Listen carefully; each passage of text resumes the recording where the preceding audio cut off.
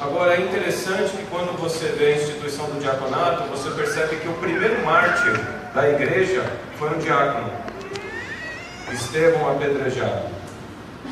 Depois você percebe que os primeiros profetas mencionados dentro do Novo Testamento eram filhos de um diácono, de Filipe, as filhas de Filipe, as profetisas. E depois você percebe que o batismo milagroso do eunuco e Felipe foi feito por um diácono. E depois você percebe que o evangelho começa a ser propagado a todas as nações circunvizinhas a Jerusalém pelos diáconos. Isso denota a importância dessa sagrada missão, de você se conscientizar da responsabilidade que você tem em pregar o evangelho, em apresentar Jesus Cristo para as pessoas e principalmente viver Jesus Cristo para as pessoas, ser Jesus Cristo para as pessoas. Essa é a missão do diaconato, ser Jesus Cristo para as pessoas.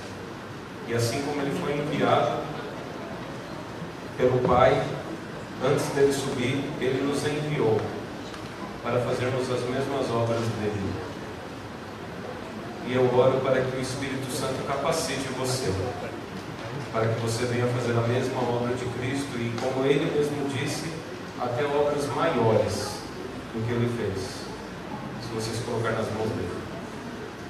Nós vamos nos ajoelhar nesse momento. Vou pedir para um grupo de anciãos ficar ali atrás. 3, tá bom? Nós vamos ficar aqui. E aí a gente faz oração. Vamos tentar ajoelhar nos degraus aqui mesmo, viu? Vamos nos ajoelhar todos.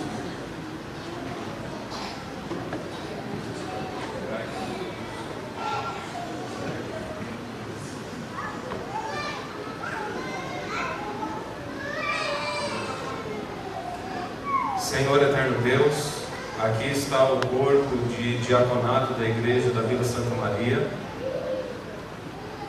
Louvamos ao teu santo nome pela estrutura que o Senhor estabeleceu sobre a igreja e sabemos que desde já o Senhor os capacita a desempenhar esta função, Pai. Estão aqui homens e mulheres ajoelhadas nesta nave desta tua igreja. E neste momento, Pai, quando impomos as mãos sobre eles, pedimos que o Senhor, mediante a tua misericórdia e ao cumprimento da tua palavra, pedimos que o Senhor os batize com o teu Santo Espírito, capacitando-os para a obra do diaconato, Pai. Louvamos o teu santo nome pelos dons que o Senhor derrama sobre a tua igreja e que tudo seja para a tua honra e para a tua glória. Em nome do nosso Senhor e Salvador Jesus Cristo. Amém. Amém.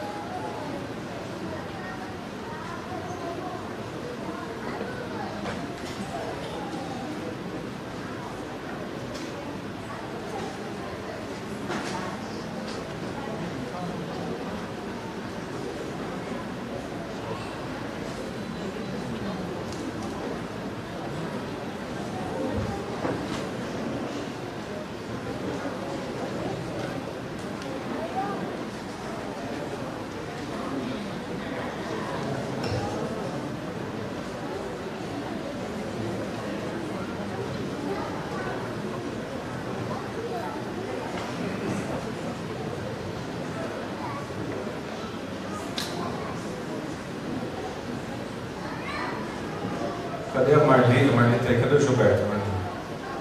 Venham aqui à frente também. Como eu disse, está cheio de bênçãos hoje na celebração desse dia. Já se passou quase um mês, né? Mas só encaixou a agenda agora. E a Marli pediu para que eu fizesse uma oração está agora no 26º corrente ano de casamento. E eu quero ler João capítulo 2. 3 dias depois houve um casamento em Caná da Galileia, achando-se ali a mãe de Jesus. Jesus também foi convidado com os seus discípulos para o casamento. Tendo acabado o vinho, a mãe de Jesus lhe disse: eles não têm mais vinho. Mas Jesus lhe disse: mulher, que tenho eu contigo? Ainda não é chegada a minha hora. Então ela falou aos serventes: fazei tudo o que eles vos disser. Jesus lhes disse: enchei de água as talhas, e eles as encheram totalmente. E aí você conhece a história, transformou água em vinho. Eu já fiz vários sermões sobre esse trecho, mas o que eu gosto sempre de salientar são duas coisas, ou três, é que a segunda está ligada à terceira. Primeiro, que é interessante que Jesus faz o primeiro milagre dele numa festa e numa festa de casamento, mostrando a importância que ele dá para a questão do casamento. E a segunda coisa interessante é a frase de Maria: fazei tudo o que ele vos ordenar. E aí Jesus ordena eles encherem as talhas, e ali João coloca que eles encheram totalmente, demonstrando fé. É interessante esse encheram totalmente. Sabe por que é interessante? Não teve espaço para colocar nenhum produto químico ali, nenhum quisuco para virar. Não tinha como misturar um pouquinho de uva ali. Na verdade, a transformação ela é total, a partir do momento que eu obedeço totalmente.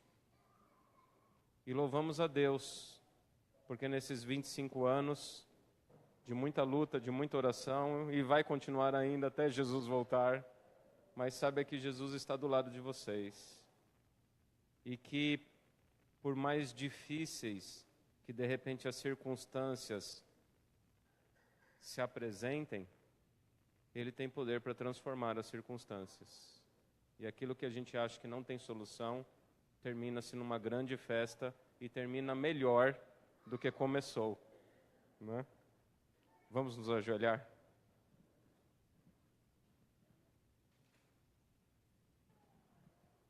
Senhor eterno Deus, louvamos o Teu santo nome pelo dom da vida, pelo Teu cuidado e manutenção, Pai.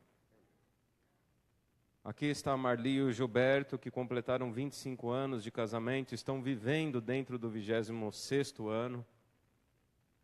E eu peço que o Senhor continue os abençoando, Pai. Que a Tua graça, que a Tua paz esteja sobre eles. Que a Tua bênção os acompanhe, ao eles se deitarem, se levantarem, andando pelo caminho, Pai. Que Teus santos anjos continuem protegendo-os, livrando-os de todo mal.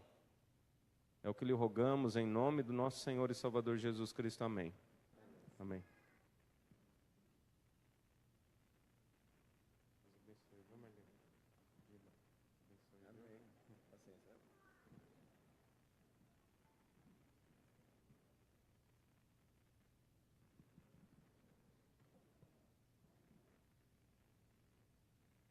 Abra sua Bíblia em João, capítulo 8.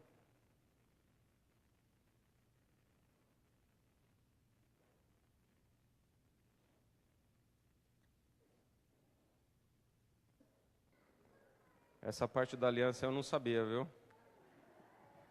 Então eu fui pego de surpresa também.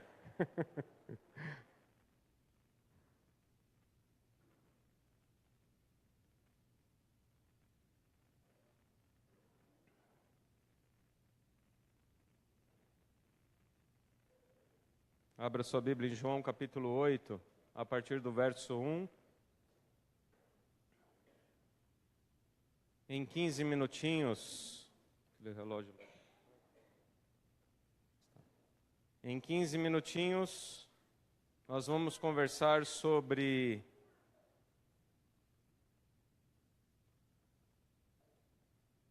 uma história que é bem conhecida por você, a respeito de Jesus e da mulher adúltera.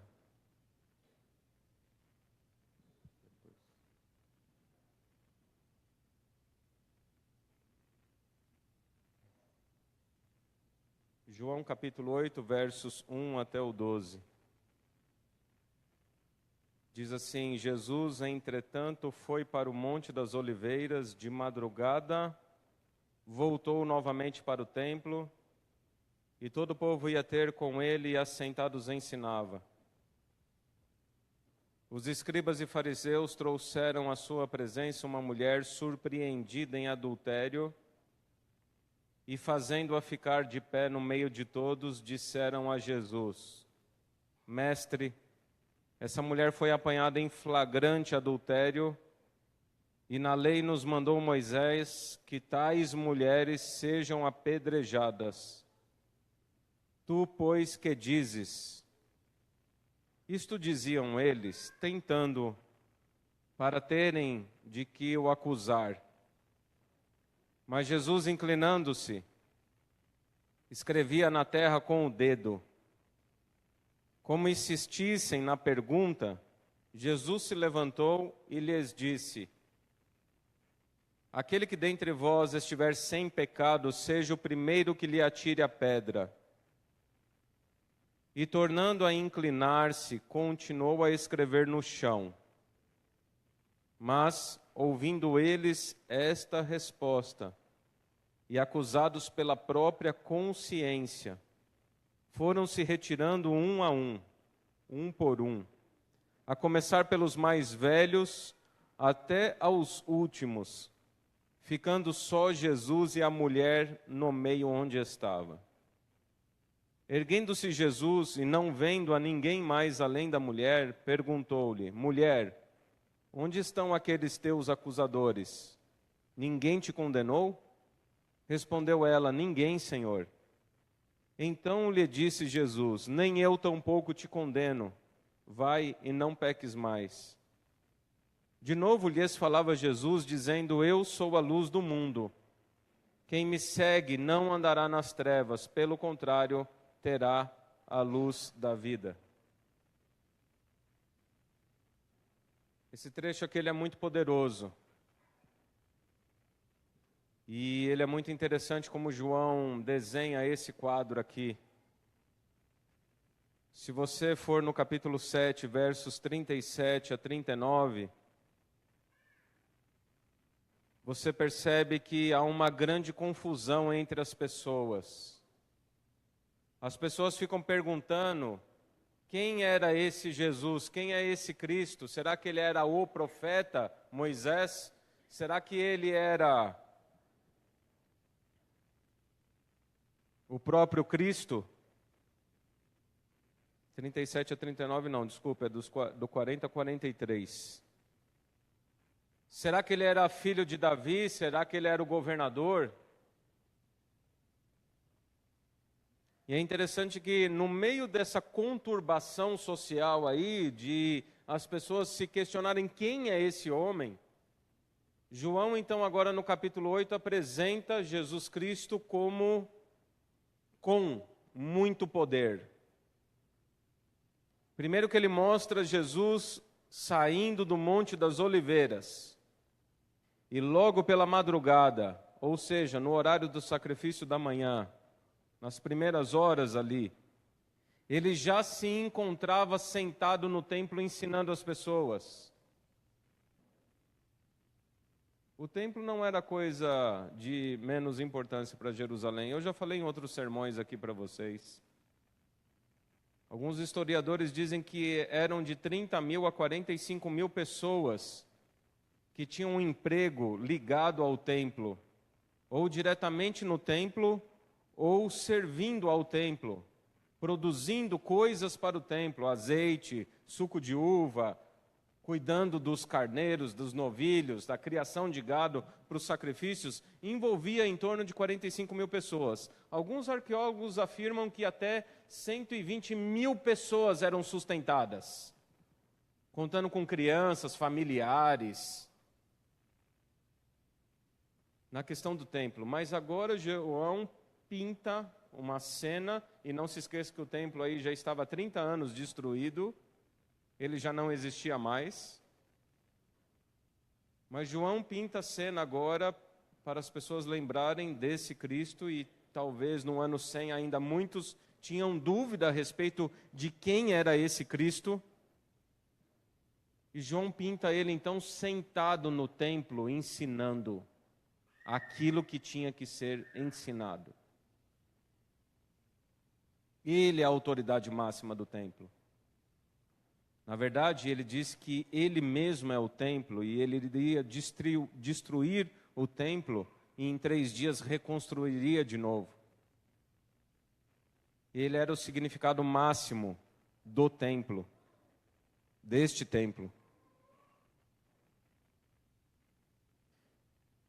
E em meio a isto aí, assentado, ensinando como Moisés, é interessante que na introdução lá, já apresenta ele como Moisés, o legislador, aquele que ensina. No meio disso aí, despertou ciúmes a respeito da liderança religiosa que dominava administrativamente o templo, os escribas e fariseus. Os fariseus não cuidavam do templo, na verdade, porque eles falavam que o templo tinha a ver com política. E é verdade mesmo, mais tinha a ver com política naquela época do que com religião, com adoração. Quem cuidava dos templos eram os saduceus, que desde a época dos Macabeus, no ano 170 a.C., era um cargo político agora, não mais um cargo religioso da descendência de Arão, irmão de Moisés.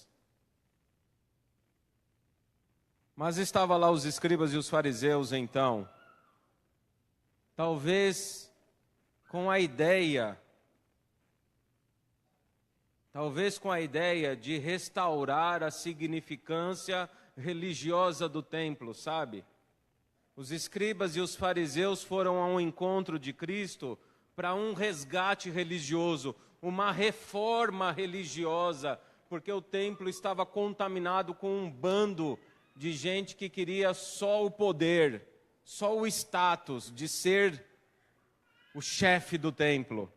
Então os escribas e os fariseus vieram, cheio das boas intenções deles, para promover uma reforma espiritual, para que Jesus condenassem os saduceus e estabelecessem os escribas e fariseus, de repente, agora ali, como administradores. Não se esqueça que Jesus já havia feito uma limpa no templo com os mercadores lá, né? E aí eles trazem uma mulher, dito aí em flagrante adultério, e aí eles evocam a lei de Moisés dizendo assim: olha, Senhor, essa mulher foi pega em adultério e a lei diz que as mulheres devem ser apedrejadas. Jesus não responde nada, ele se inclina e com o dedo dele ele começa a escrever na areia. Mas eles insistem de novo e dizem assim: olha, Senhor, esta mulher aí foi pega em adultério e a lei diz que mulheres pegas em adultério devem ser apedrejadas. Ele então se levanta e diz: aquele que não tem pecado, atire a primeira pedra. E ele se inclina novamente e continua a escrever com o dedo dele na areia. Eu já vi alguns sermões e alguns comentários por aí que Jesus estava escrevendo o pecado desses homens na areia. Eu não sei de onde que surgiu essa ideia, porque é contra a ideia do próprio texto e é contra a ideia do Evangelho de João. Porque o próprio Evangelho de João, logo nos primeiros capítulos, diz que o Filho do Homem veio para salvar e não para condenar ninguém. Então, dificilmente Jesus estava escrevendo os pecados desses homens na areia ali. Sabe o que Jesus estava fazendo, na minha opinião? Eu posso ir até além, viu, nos meus pensamentos. O fato dele se levantar e se abaixar de novo e continuar escrevendo, Jesus estava escrevendo os 10 mandamentos na areia. E talvez ele se levante, porque ele havia acabado de escrever os 4 primeiros, e aí a Bíblia não fala isso, viu? Eu estou só conjecturando comigo. Depois dele terminar de escrever os 4 primeiros mandamentos, e eu imagino aqueles homens lendo, viu? Os 4 primeiros mandamentos lá. Não terás outros deuses diante de mim, não tomarás o nome do Senhor teu Deus em vão, não farás para ti imagem de escultura, lembra-te do dia de sábado para o santificar. E aí eles se enchem de orgulho e eles insistem na pergunta. Moisés disse que tem que apedrejar essa mulher, porque nós somos esse aí que o Senhor está escrevendo na areia. E aí Jesus se levanta e fala assim, aquele que não tem pecado, atire a primeira pedra. E aí o que ele começa a fazer? E aí ele toca na ferida, porque ele abaixa e começa a escrever, honra o teu pai e a tua mãe, não matarás, não adulterarás, não dirás falso testemunho. E eu acho que a hora que chegou nessa parte, não dirás falso testemunho, eu fico até imaginando a hora que eles viram, e é nesse ponto que eles começam a sair, viu?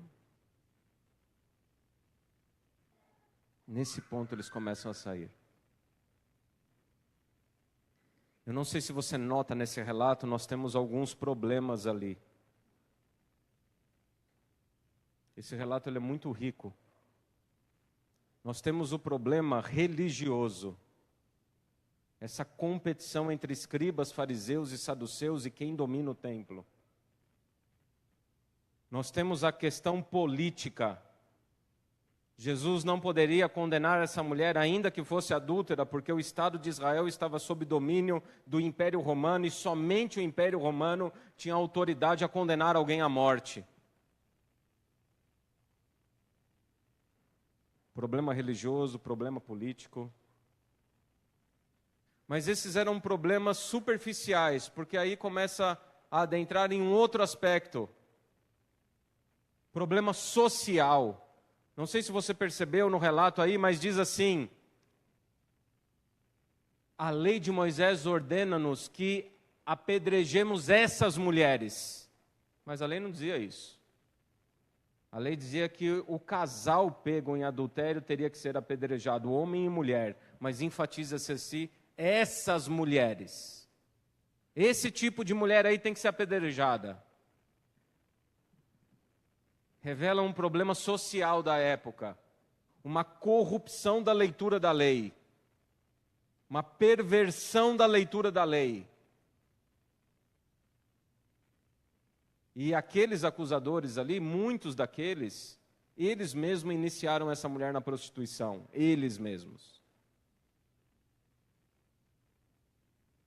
Dimensão social do problema, dimensão religiosa, dimensão política, dimensão social. E termina o relato dizendo assim: mulher, cadê aqueles que queriam te condenar? Ninguém te condenou? Não, Senhor, eles saíram todos. E aí Jesus diz: eu também não te condeno. Vá e não peques mais. É interessante, o relato começa dizendo que Jesus estava ensinando a lei, e o relato termina mostrando Jesus ensinando a lei. Vá e não peques mais. Hoje é um momento de Santa Ceia.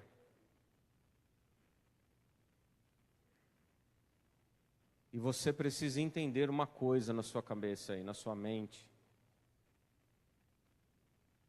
A porta da graça ainda está aberta.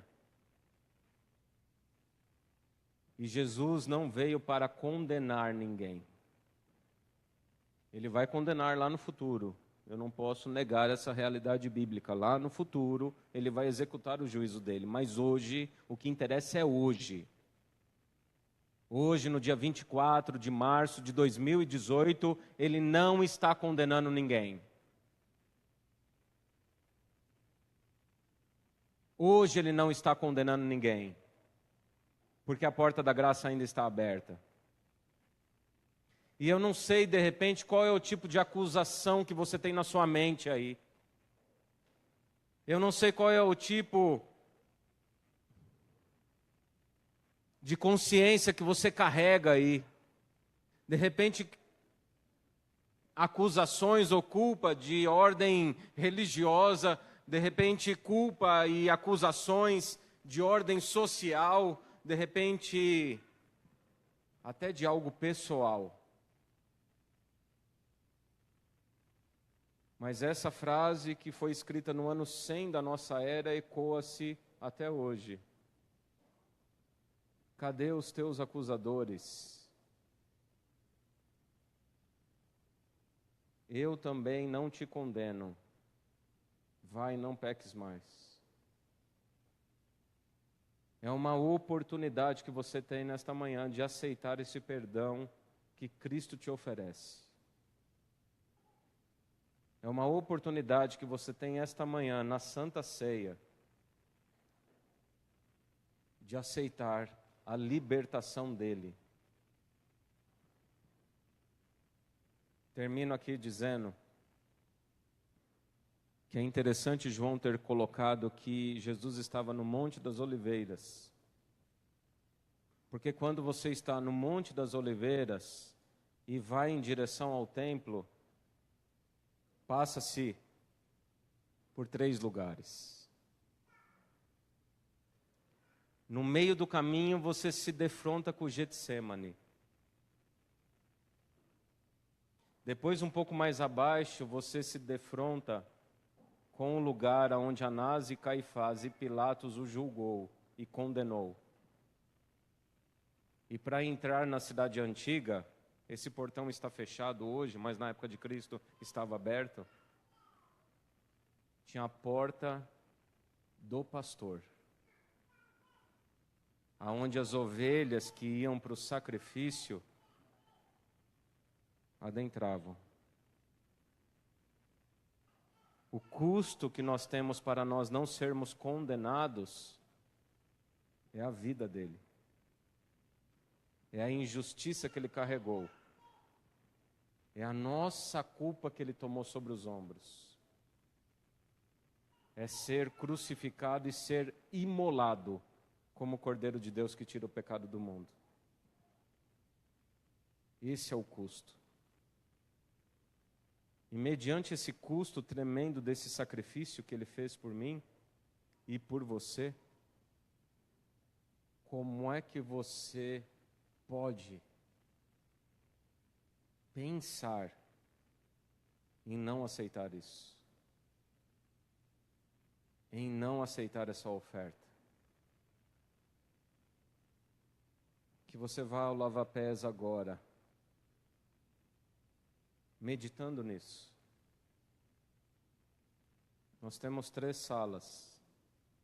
Geralmente a gente divide casais, homens e mulheres, mas hoje eu vou fazer diferente. Se de repente você precisa se reconciliar com alguém, com alguma pessoa, converse aí com o seu cônjuge e fale assim: olha, hoje eu não vou lavar seu pé, porque eu preciso lavar o pé de outra pessoa. E é a oportunidade que você tem. Não se esqueça, viu? Ele não te condena. E ao ele não te condenar, você não tem autoridade a condenar ninguém. Você não tem o direito de condenar ninguém. Que você tenha o mesmo espírito de Cristo. Que assim como Ele libertou essa mulher, você liberte ou liberte-se também. E aceite o sacrifício de Cristo. Vamos nos dirigir ao lava-pés e logo em seguida teremos a Santa Ceia.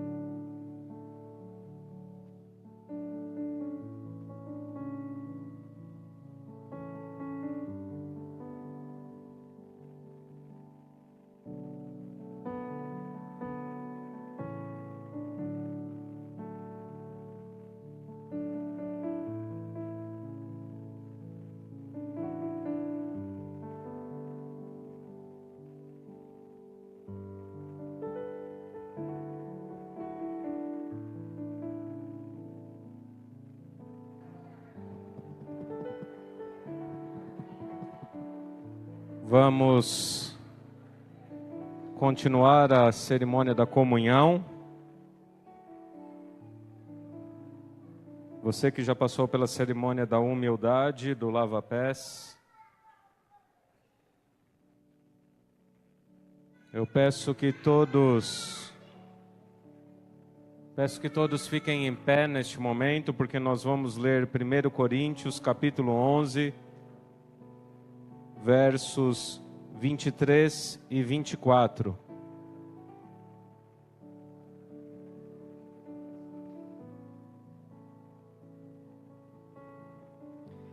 Porque eu recebi do Senhor o que também vos entreguei, que o Senhor Jesus, na noite em que foi traído, tomou o pão, e tendo dado graças, o partiu e disse: Isto é meu corpo, que é dado por vós.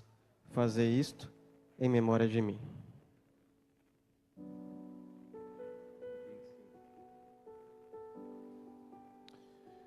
Por semelhante modo, depois de haver ceado, tomou também o cálice, dizendo: Este cálice é a nova aliança no meu sangue. Fazei isto todas as vezes que o beberdes, em memória de mim.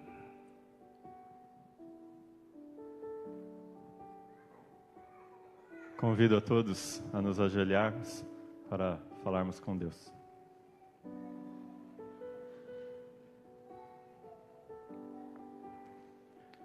Senhor Deus, nosso Pai, nosso Salvador, nosso Criador e Mantenedor, nosso Senhor, estamos aqui ajoelhados diante de Tua presença para agradecer por todas as bênçãos que o Senhor derrama em nossas vidas. Em especial nesse momento, para agradecer porque o Senhor enviou o Seu próprio Filho, o nosso Salvador Jesus, para morrer em nosso lugar e doar o Seu corpo em nosso favor. E nós queremos, Senhor, Te agradecer e pedir também que o Senhor esteja a cada dia ao nosso lado e que nós possamos diariamente lembrarmos do Teu sacrifício e estarmos sempre ligados a Ti para sermos vitoriosos nesta terra. Continuando na Tua presença, ó Pai, Te damos graças, ó Pai, pelo sacrifício que o Senhor fez na cruz por nós. Apesar de sermos falhos, pecadores e diversas vezes errarmos, o Senhor sempre nos dá uma nova chance. Te damos graças, ó Pai, pelo sangue, ó Pai, pelo sangue de Cristo vertido na cruz, que pode nos lavar, nos purificar de todo pecado e nos dar uma chance de recomeçar, ó Pai. Que o Senhor venha estar por esse momento, ó Pai, do partir do pão e do vinho. Que o Senhor abençoe esse momento e nos dê um novo começo, uma nova chance ao lado de Ti. Em nome do Senhor Jesus Cristo. Amém. Aqueles que participaram do lava-pés, permaneçam em pé. Assim que você receber os emblemas, o suco e o pão, você se assente e aguarde todos serem servidos para participarmos juntos da Santa Ceia.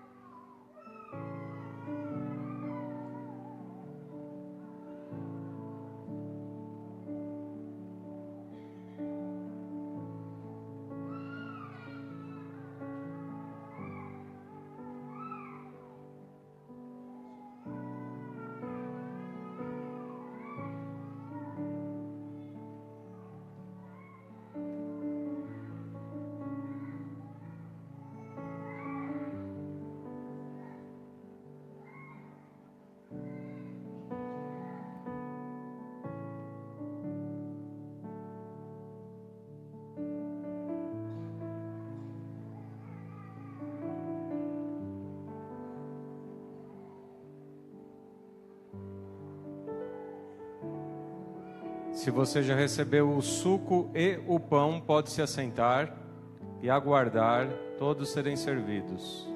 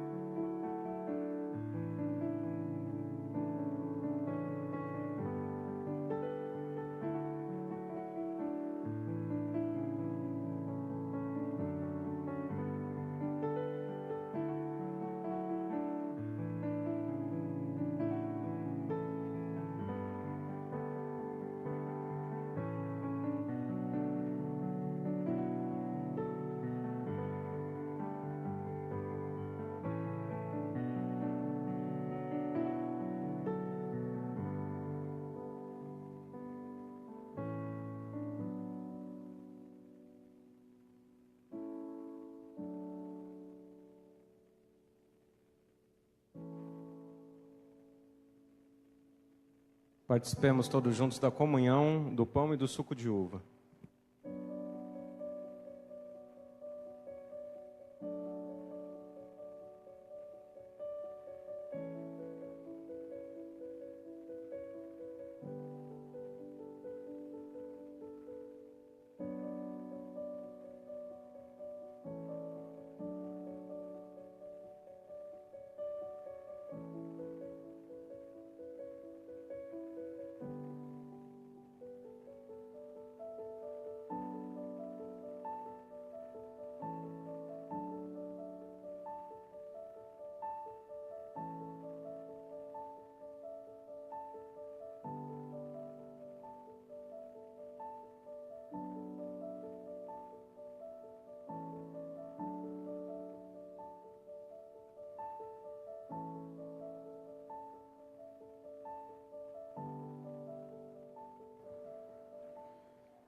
Você pode deixar o copo que está na sua mão aí, nesse suporte que há no banco na sua frente. Os primeiros aqui, os primeiros nos bancos, coloque atrás. Depois os diáconos recolherão. A palavra do Senhor diz o seguinte: porque todas as vezes que comerdes este pão e beberdes o cálice, anunciais a morte do Senhor até que Ele venha. O mais interessante do relato de João 8 é que Cristo se inclina. E ali fala 2 vezes que Ele se inclinou para escrever na areia. E como eles insistiam em condenar aquela mulher, Ele se inclinou novamente. Ele se ergue e se inclina novamente para escrever na areia. O Rei do Universo se inclinando.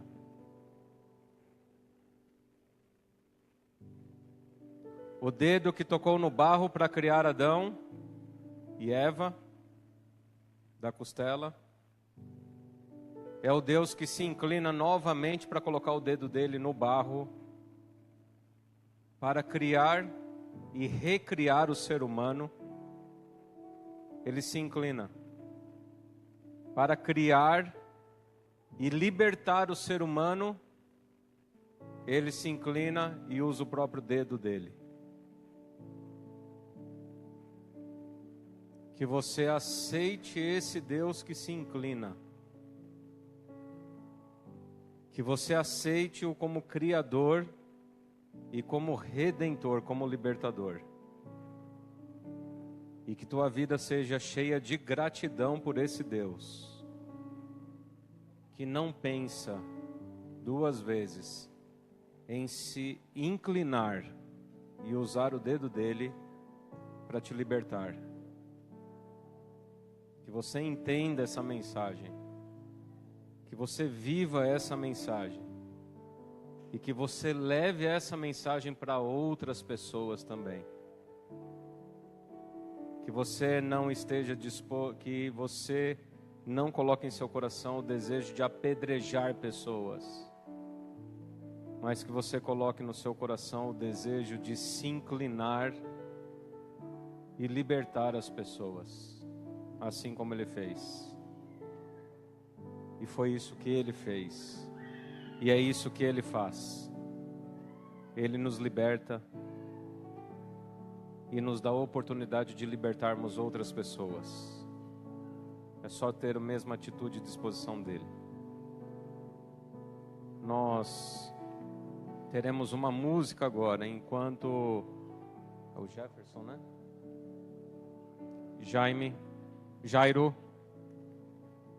Nós vamos ouvir mais uma música com o Jairo. Enquanto ele vem aqui, eu vou pedir para as diaconisas cobrirem aqui o restante. Podem se assentar os diáconos.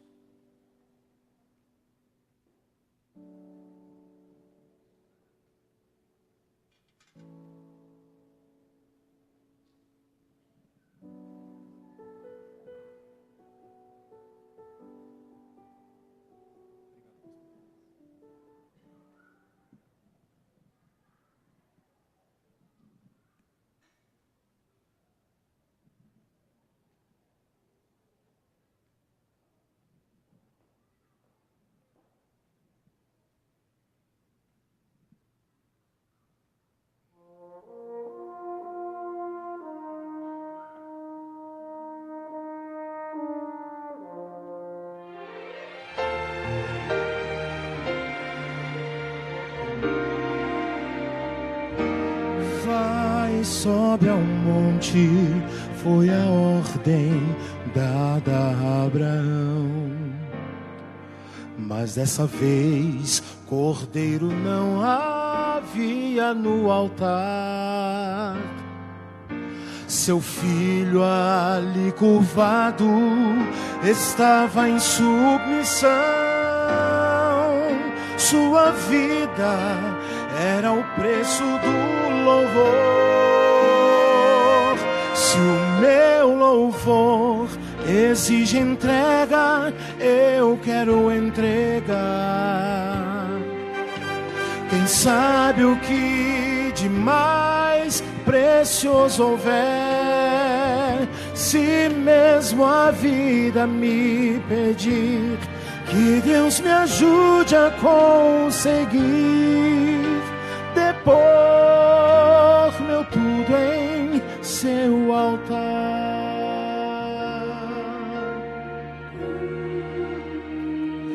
Vai, sobe ao monte, foi a ordem dada a Jesus. Vai ao Calvário e sofre a dura morte numa cruz. Tamanho sacrifício alcançou o céu. Sua vida era o preço do louvor. Se o meu louvor exige entrega, eu quero entregar.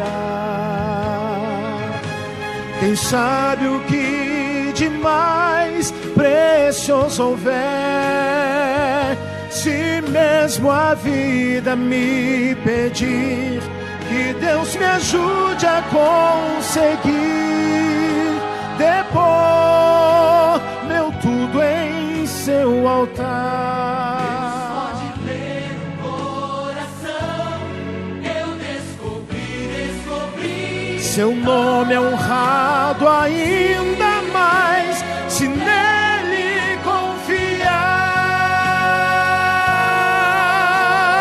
Se meu louvor exige entrega, eu quero entregar. Quem sabe o que de mais precioso houver, se mesmo a vida me pedir, que Deus me ajude a conseguir depor meu tudo em seu altar. Eu quero entregar.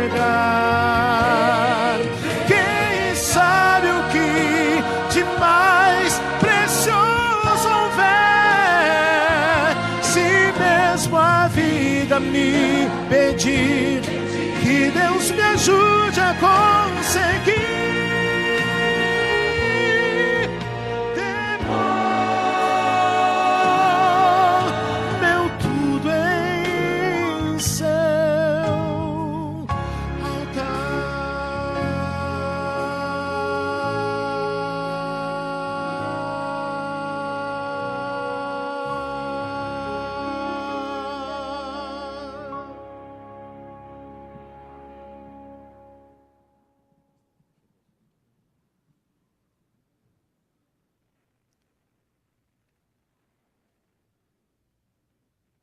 Acho que o Jairo é filho do trovão, né? Pelo menos na voz.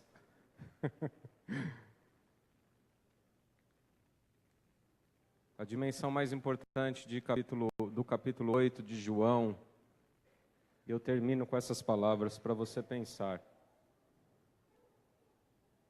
Para mim, é como você trata as pessoas.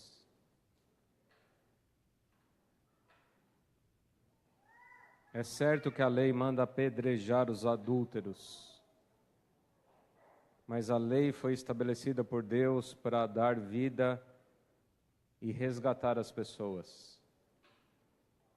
E foi isso que as pessoas não entenderam quando Cristo veio para a terra. E é assim que ele termina o trecho, onde ele diz... É assim que João termina o trecho, né?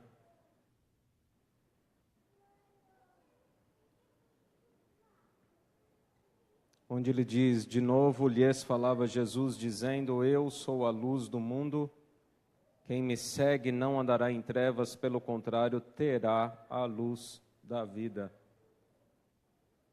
João evoca Salmo 119, 105 aqui. E mostra que Jesus é a vida. A lei de Deus é para dar vida para as pessoas e não para matá-las. Então, como é que você se porta mediante a lei? Como é que você ensina a lei e como é que você vive a lei? É para dar vida para as pessoas e libertar as pessoas, não se esqueça disso. E não para condenar. Que você carregue isso no seu coração. Que ao você sair durante esta semana e se encontrar com pessoas, liberte essas pessoas. Liberte a si mesmo. E entenda que a lei de Deus é para dar vida para as pessoas. Que Deus abençoe e que guarde vocês.